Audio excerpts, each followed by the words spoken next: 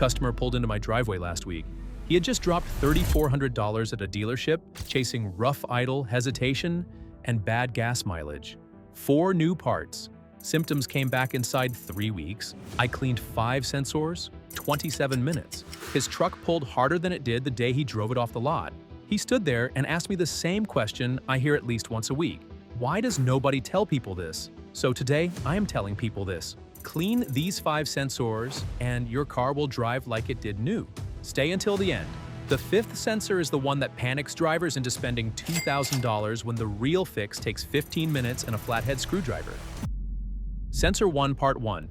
The mass airflow sensor. Start with the sensor your car needs cleaned right now. The mass airflow sensor. It sits right behind your air filter inside a small plastic housing with a wire connector on the side. Inside that housing is a sensing wire thinner than a human hair. That wire tells your engine computer exactly how much air is entering the engine. Right air number, right fuel amount, smooth idle, sharp throttle, fuel economy that matches the sticker on your window. Now watch what happens over 30,000 miles. Oil vapor from the crankcase ventilation system drifts back into the intake. Microscopic dust slips past the air filter. Carbon works its way upstream from the combustion chamber. None of it is visible to the eye. No warning light fires. The sensing wire just gets coated, layer by invisible layer. The reading drifts low. The computer thinks the engine is starving for air and cuts fuel back to compensate. Rough idle starts at red lights. Hesitation creeps in on acceleration. Fuel economy drops 2 or 3 miles per gallon for no reason you can put your finger on. Sensor 1 Part 2. Cleaning the mass airflow sensor. Here is where the trap closes. The shop hooks up the scanner. System running lean, cylinder misfire. Catalytic converter efficiency low. The service writer starts pricing oxygen sensors and fuel injectors. $1,200, sometimes $2,000. Nobody touches the sensors sending the bad data. A customer brought in a Mazda crossover with exactly this story. $2,400 across 2 dealership visits chasing the same rough idle. The real fix took 15 minutes in her driveway. Here's how you do it. You need mass airflow sensor cleaner specifically. Not carburetor cleaner, not brake cleaner. Those leave residue that will destroy the sensing wire. The can I keep on my own shelf is linked below. Ignition off, pop the wire connector loose. Remove the 2 small screws holding the sensor in place, slide it out. Hold the sensing wire facing the ground. 3 short, 2-second sprays. Let it dry 5 full minutes. Never touch the wire with anything. Spray only, reinstall. Disconnect the battery negative terminal for 10 minutes. Reconnect. Start the engine. Let it idle 2 minutes. Watch it smooth out. $8 versus a $2,400 repair. Sensor 2, Part 1, the throttle position sensor. Now, to the sensor that gets misdiagnosed as a transmission failure more than any other part on your car, the throttle position sensor. It sits right on the throttle body itself, mounted to the side, watching the butterfly valve every millisecond you are driving. When you press the gas pedal, the throttle plate opens. The throttle position sensor tells the engine computer how far you pressed and how fast you pressed it. The computer uses that single number to decide fuel injection, ignition timing, and transmission shift points all at the same time. Watch what happens when that data gets wrong. Carbon builds up on the throttle plate and the bore around it. Over 50,000 to 60,000 miles, that black gummy buildup gets thick enough to physically interfere with the throttle plate moving smoothly. It sticks, it releases, it sticks again. The sensor reads inconsistent position because the throttle plate is actually moving inconsistently. The transmission gets jerky data and starts shifting at the wrong moments. Hard clunk between first and second gear, hesitation on light acceleration, hunting idle, sometimes a total loss of power that comes and goes. Sensor 2 Part 2, cleaning the throttle body. That random loss of power is what destroys wallets. The driver feels gutless on the highway and assumes engine failure. They tow it to a shop because they are scared. Scared drivers do not negotiate. The shop sees erratic throttle data. The conversation immediately turns toward transmission service. $300 just to look, sometimes $1,900 for a full flush, sometimes $3,200 for a rebuild quote. Nobody pops the intake tube to look at the throttle body itself. There is no money in popping a tube. A customer was convinced he needed a new transmission on his Silverado. $3,200 at quote. I cleaned the throttle body, cleared the adaptation values with a scan tool, drove it around the block. Smooth. 25 minutes total. Here is the fix. Pick up throttle body cleaner from any auto parts counter. The brand on my workbench is below if you want the one I trust. Ignition off and engine cold. Remove the intake tube where it connects to the throttle body. Spray the cleaner on the valve and into the bore. Use an old toothbrush to scrub gently. Wipe clean with a lint-free rag. Reinstall the tube. Let it idle 5 minutes. Drive 20 miles to recalibrate. Sensor 3, Part 1. The Manifold Absolute Pressure Sensor. Now to the sensor most drivers have never heard of. The Manifold Absolute Pressure Sensor. Most people call it the MAP sensor. It does not measure airflow directly. It measures the pressure inside your intake manifold. Your engine computer uses that pressure reading to calculate air density and decide fuel delivery from a completely different angle than the mass airflow sensor uses. Not every vehicle has both. Older trucks and most turbocharged engines run a MAP sensor instead of a mass airflow sensor. Some modern engines run both. If your engine has a turbocharger, the MAP sensor is doing double duty. It is also monitoring boost pressure.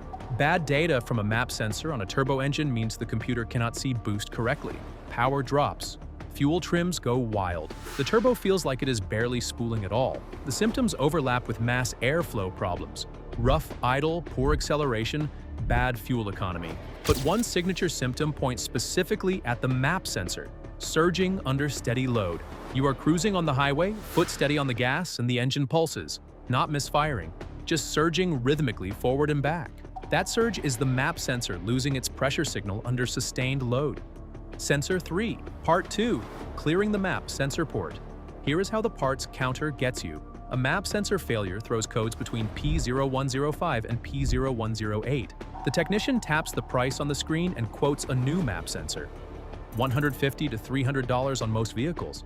But what they skip is the connection. The sensor connects to the intake manifold through a small vacuum line or a port molded into the manifold. That passage clogs with carbon and oily residue. Bad pressure data looks identical to a failed sensor on the scanner. The fix is not a new sensor. The fix is clearing the passage. A guy rolled into my bay with a Subaru running a turbocharged engine. Boost felt weak and the engine was surging on the highway. The shop quoted him $680. I pulled the port and checked the passage. Completely blocked with carbon. Cleared it with compressed air and a thin metal pick. 4 minutes total. Boost came back. Locate the MAP sensor on the intake manifold. Unplug the connector. Remove the screws. Pull it out. Look at the port underneath. If there is brown or black residue, use a thin pick or a piece of stiff wire to clean it. Follow with compressed air. Reinstall. Sensor 4 Part 1. The oxygen sensor. The single most replaced part on any service ticket in America. Shops love this one. The part sounds technical, the labor sounds justified, the customer never questions it. Most cars have between 2 and 4 oxygen sensors. At dealer rates, that adds up to over $1,000. The oxygen sensor sits in the exhaust stream, before and after the catalytic converter. It measures oxygen levels in the exhaust gases and reports back to the engine computer. The computer uses that number to fine-tune fuel delivery in real time. Rich, lean, rich again, hundreds of times every minute. Now here is where the parts counter wins. A lean code pops up, P0171, P0174. The technician glances at the scanner, locks eyes with the customer, and says, oxygen sensor failure. $400 to $600 per sensor, sometimes 2 at once. But a lean code does not mean the oxygen sensor failed. It means the computer saw a lean condition. A lean condition has at least 6 possible causes. A dirty mass airflow sensor is one. A vacuum leak is another. A weak fuel pump is another. The oxygen sensor is the last thing on that list, but it is the most expensive item on the menu. Sensor 4 Part 2. Stopping the oxygen sensor scam. Before any oxygen sensor gets replaced, 3 things should be checked first. Intake leaks, fuel pressure, mass airflow sensor condition. Each takes under 20 minutes. Each costs nothing. Shops skip all 3 because none of them pay the bill. A customer came to me after a dealership replaced both upstream oxygen sensors on his Tacoma. $780 total. The lean code came back within 300 miles. Same code, fresh sensors. I checked the mass airflow sensor. Contaminated. Cleaned it in 15 minutes. The lean code never came back. Those oxygen sensors were functioning perfectly the whole time. Here is the fix. Before you authorize any oxygen sensor replacement, Clean your mass airflow sensor first using the steps we covered. Then check every intake hose between the air filter and the throttle body. A vacuum line cracked anywhere along that path makes the computer read lean. Replace any dry or split hose for a few dollars, clear the codes and drive 30 miles. If the lean code does not return, you just saved between $400 and $800 per sensor. Next time a shop quotes an oxygen sensor replacement, ask one question. Did you clean the mass airflow sensor first? Sensor 5 Part 1, the crankshaft position sensor. Different from every sensor on this list because when this one starts failing, the symptoms are dramatic enough to make drivers panic. Panicking in a dealership waiting room is the most expensive position you can be in. It sits near the bottom of the engine, watching the crankshaft as it spins. It tells the engine computer exactly where each piston is at any given millisecond. Timing of fuel injection, timing of ignition spark. Both depend entirely on this sensor. Without good data, the computer is guessing. Engines do not run on guesses. Here is what failing looks like. The engine cranks but does not start. Just turns over and over. Or it starts cold, runs fine for 20 minutes, then suddenly stalls at a traffic light and refuses to restart for 30 minutes. Then it starts again, like nothing ever happened. That heat-related intermittent stall is the signature symptom. Here is where the wallet damage begins. The driver panics. Tow truck to the dealership. The technician plugs in the scanner, sees no crank signal, and starts talking timing chain issues, internal engine damage, worst-case scenarios. The customer authorizes $2,000 in diagnostic work because they are scared. Sensor 5 Part 2, the connector fix. Now, the truth. A failing crankshaft position sensor is one of the cheapest fixes on this list. The part runs $40 to $120.